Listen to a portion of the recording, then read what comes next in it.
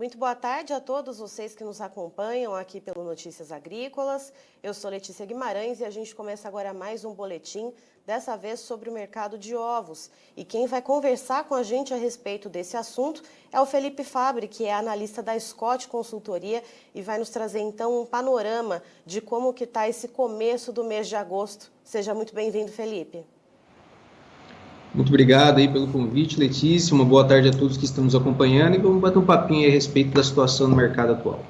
Fabbri, nesse começo de agosto, como que está o andamento do mercado do ovo? A gente percebe o preço das carnes ainda elevado, a carne de frango, que é a mais barata, a mais competitiva, está tendo um movimento de alta, né, uma alta bem proeminente. Então, o ovo, como que ele se encaixa nesse cenário?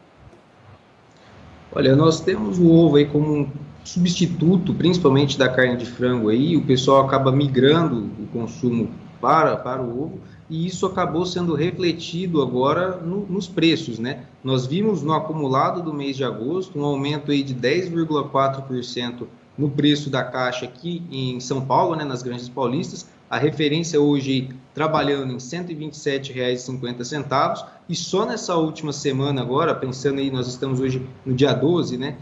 Pensando aí nessa semana que estão encerrando, uma alta de 6,7% e no acumulado do mês quase R$ 12. Esse preço, ele é recorde nominal, tá? Aqui na nossa série iniciada ali em 2010 e é o maior valor no ano agora de 2021. E aí, essa demanda, ela vem muito aquecida por conta dessa situação dos preços das concorrentes mais elevadas. A situação hoje, pensando só em São Paulo, nós temos um avanço aí da vacinação, que está levando à reabertura mais efetiva da economia aqui no estado, né? Então, nós temos bares, restaurantes e principalmente as escolas voltando aí aos poucos à normalidade. E somando a tudo isso aí, nós temos os produtores hoje tentando ajustar a sua produção à questão dos custos que estão elevados, né? Então isso tem resultado numa oferta mais ajustada e intenção agora de alojamento também mais frouxa, digamos assim, comparada ao ano passado. Então, são esses fatores que culminaram para essas altas que a gente tem visto agora nesse início do mês.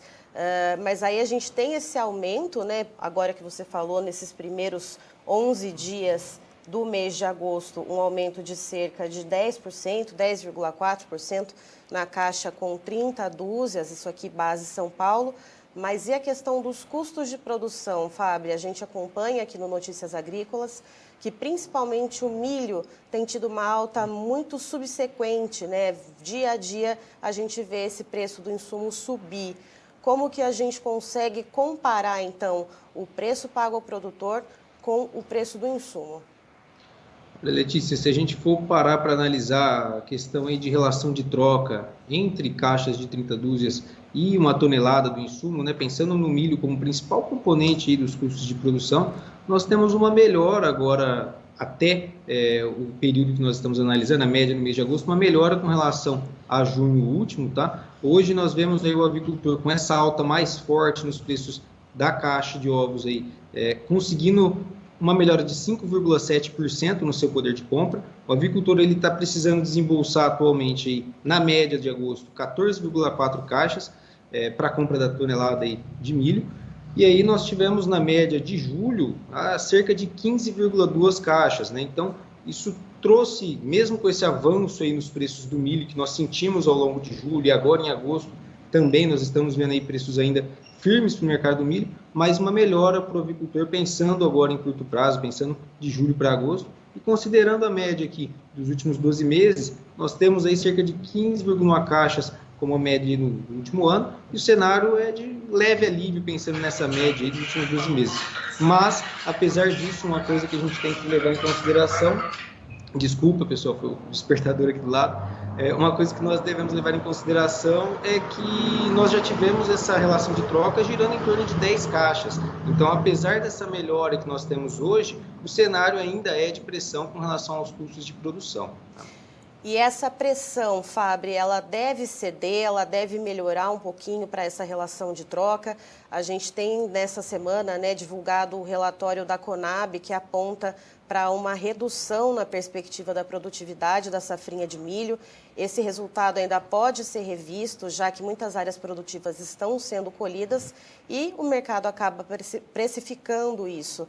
Então, o que a gente pode esperar de relação de troca, que a gente vê uma melhora, mas ainda assim margens bem apertadas para o avicultor de postura?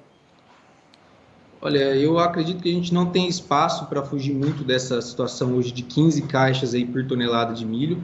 Nós estamos com uma situação de preços, principalmente pensando no mercado de milho, bem apertada mesmo com o andamento da colheita da safrinha em função das revisões para baixo aí, na produção nacional. Então, nós devemos trabalhar ainda com esse cenário aí de custos de relação de troca bem apertada e nessa faixa de 15 caixas hoje eu acredito que nós não devemos voltar a um patamar de 9, 10 caixas como nós tínhamos aí no começo de 2020, por exemplo. E na questão dos alojamentos, Fabri, você comentou no começo da entrevista que um dos componentes, então, para esse equilíbrio de mercado entre oferta e demanda foram os ajustes no plantel, né, nos alojamentos. E como que foi feito esse ajuste? A gente consegue quantificar e quais são as perspectivas para os alojamentos, pelo menos no curto prazo? Olha, desde outubro do ano passado, que foi quando a gente começou a ter essa disparada aí, principalmente pensando no preço do milho, nós começamos a ver relatos com relação à avicultura de postura de ajuste já nos plantéis de produção, aquelas aves que estavam mais velhas, em produção ainda, mas com menos produtividade, começando a ser descartadas antecipadamente para tentar ajustar a questão dos custos, e isso foi passando aí ao longo do ano de 2021 inteiro, nós vimos a intenção de alojamento aí de pintainhas de postura decaindo, né? Nós tivemos agora divulgado recentemente alguns números do pessoal do OvoSite ali, trabalhando com um alojamento agora em julho de 9,24 milhões de pintainhas de postura comercial, uma queda aí de 17,7% em relação aos alojamentos de julho do ano passado. E se a gente for parar para olhar o acumulado desse ano agora de 2021, comparado ao acumulado do ano passado, nós temos um decréscimo aí de 9,66%. Então, nós devemos ter um ano aí com menos aves alojadas comparado ao ano passado, para tentar esse ajuste com relação à oferta, à demanda e aos custos de produção também. Tá? Então, expectativa aí de redução para esse ano. Isso que eu ia te perguntar, se existe sinalização de que esses alojamentos devam continuar sendo reduzidos justamente para tentar adequar a produção à demanda e também tentar mitigar essa pressão pelos custos de produção. Não, nós devemos seguir com esse cenário sim, porque esse ano provavelmente nós teremos um ano de custo de produção ainda elevado, como já estamos tendo, né? Nós devemos seguir nesses patamares, como comentei agora há pouco, e isso acaba influenciando diretamente nessa intenção de alojamento, que já vem em decréscimo ao longo do ano, e nos ajustes de plantéis que já estão em produção. Isso a gente deve seguir vendo, sim, pensando aí para o restante do ano. E agora, então, para esse restante do mês de agosto, a gente está pertinho de virar a quinzena. Quais são as expectativas? A gente sabe que na segunda quinzena o poder aquisitivo da população, que já está baixo, diminui um pouco mais, mas ao mesmo tempo a gente vê as outras proteínas também em patamares de preço altos. O que a gente pode esperar para o mercado do ovo, pelo menos até o final de agosto? Olha, Letícia, eu acredito que nós devemos ter pelo menos aí preços andando de lado, tá? Por conta principalmente do preço mais firme das proteínas concorrentes, né? Nós temos essas proteínas hoje, tanto a carne bovina, a suína e a carne de frango, em patamares bem elevados. Se eu não me engano, todas elas hoje estão nos patamares recordes nominais, então bem alto mesmo a situação de preços ali. E nós temos, como eu comentei também, uma situação hoje de consumidor pensando aí no desemprego ainda bem impactado. Isso, então, deve manter a demanda por ovos para o restante do mês aí, firme ainda, até então a gente deve ter preços andando de lado. Claro, essa reabertura do comércio, pensando aqui no mercado paulista, ela pode ajudar a sustentar e dar algum solavanco aí no meio do caminho, mas eu acredito em preços andando de lado, com um espaço aí para quedas, tá? Pensando no momento do mês que a gente está começando aí agora, passando para a próxima semana já, com a entrada da segunda quinzena do mês, isso acaba levando, tipicamente, uma maior pressão sobre a demanda, principalmente no mercado de ovos. Isso pode levar, então, a uma queda em função do patamar hoje ser o maior registrado na nossa série. Eu acredito, então, que a gente deva ter aí, pensando em curto prazo, preços andando de lado com as proteínas concorrentes podendo sustentar aí um pouquinho, mas com espaço para quedas, pensando na questão da demanda mais fraca na segunda quinzena. Essa queda prevista, né, que pode acontecer, ela deve ser acentuada ou não? A gente deve ver uma queda um pouco menor, já que tem, então, esse ajuste na oferta de produto? Não, a gente deve ter uma queda leve, viu? Hoje não tem muito espaço para queda muito brusca, pensando aí no cenário que nós temos de oferta ajustada, tá? E nos preços das concorrentes, principalmente, segurando ali, digamos, dando um teto para essas quedas. Então, eu acredito que a gente deva ter um recuo, se ocorrer um recuo, mas um recuo leve. Tá? Certo, Felipe, eu agradeço a sua participação aqui conosco no Notícias Agrícolas, você é sempre muito bem-vindo. Scott Consultoria agradece e é sempre um prazer estar aqui colaborando com vocês. Uma boa tarde a todos, até a próxima. Estivemos aqui, portanto, com o Felipe Fabbri, que é analista de mercado da Scott Consultoria, nos trazendo um panorama do mercado do ovo nesse começo do mês de agosto. De acordo com ele, no acumulado, então, desses primeiros 11 dias de agosto, a gente já consegue perceber uma alta. Então, segundo o Fabbri, desde o início do mês, então, o preço dos ovos na granja, a caixa com 30 dúzias, aumentou 10,4%, passando a valer, então, R$ 127,50.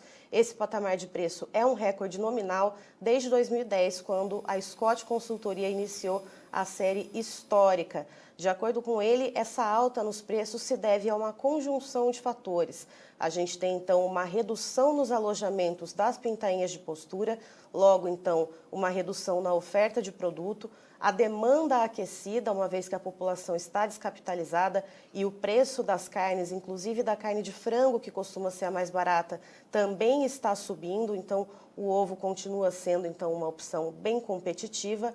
E também tem a questão dos custos de produção, e isso também motiva, portanto, a redução nos alojamentos. Segundo o Fabbri, no acumulado desse ano, os alojamentos já caíram em 9,66% em comparação ao acumulado no mesmo período, né, do ano passado, então de janeiro a agosto. A gente percebe essa questão do produtor tentando controlar um pouco mais a produção e a perspectiva agora para a virada da quinzena, como é tradicional, é de uma demanda um pouco mais enfraquecida, mas segundo o Fabbri não tem espaço para quedas muito bruscas, uma vez que a gente tem sim esse cenário, então, de oferta mais reduzida de produto e, por outro lado, a gente tem também outros fatores que podem dar, então, uma sustentação nos preços para que, pelo menos, eles andem de lado. A gente tem o avanço da vacinação, a reabertura de restaurantes e serviços de food service e também a perspectiva da retomada das aulas presenciais,